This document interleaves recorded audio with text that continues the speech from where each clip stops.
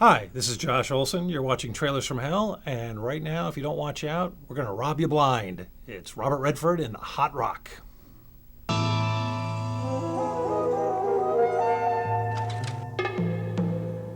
This is a really fun movie, the kind of thing that we just don't make that much anymore. Hollywood seems to have trouble nowadays with anything that combines tonalities. It's a very funny movie, but it's not strictly a comedy. It's more a caper film with a light touch. Robert Redford plays things very straight as the main thief. He's in one film, and George Segal's kind of in another, and Zero Mostel's in yet another, and yet somehow it all comes together just perfectly and really works. A group of high-end thieves are hired by a mysterious diplomat to steal a diamond. It's that simple. The problem is, every time they steal it, something else goes wrong, and they have to come up with a new plan to steal the diamond from some other place. As the poster asked, how many times does it take to steal the same diamond? It's a wonderful, charming caper based on a book by the great Donald Westlake, who, under the name Richard Stark, wrote the great Parker novels, among others. Those books were the source material for films like Point Blank, Payback, and a lot of other terrific films, and some not-so-terrific films.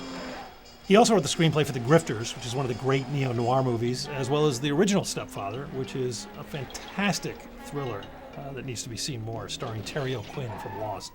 Westlake was just a top-notch writer. One of my favorite lines from a Parker book that's always going to stay with me is, "The men at the end of the bar were older than their teeth." He had a real way with words and was the master of the crime novel. He could switch from the darkly comic to flinty hard, no-nonsense prose on a dime. If you want to learn how to write, you could do worse than just reading Donald Westlake.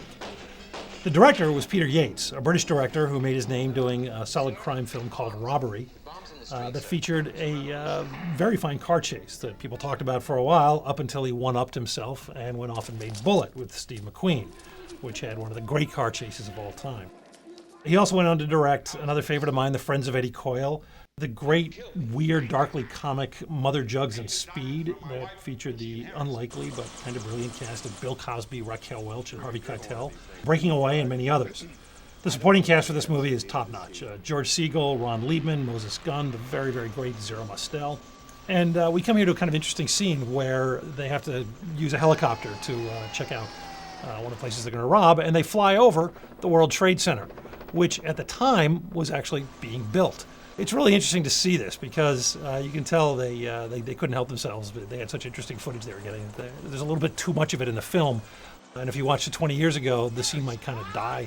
But watching it now there's something kind of uplifting and kind of sweet about watching the World Trade Center actually going up. It's a terrific film. You should look it up.